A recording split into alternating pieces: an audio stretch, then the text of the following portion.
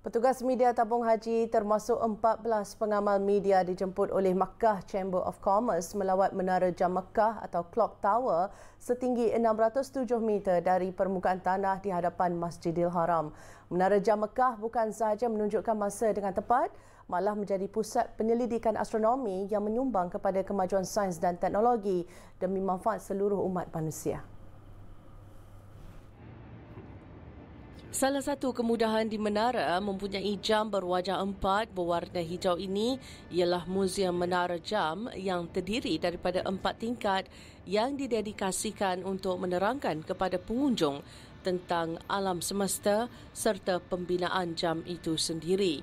Tepat di bawah muka jam, terdapat balkoni dengan pemandangan 360 darjah yang menakjubkan, membolehkan para pengunjung menikmati panorama Masjidil Haram tersegam indah dengan Kaabah di tengahnya serta keindahan Kota Mekah secara keseluruhan.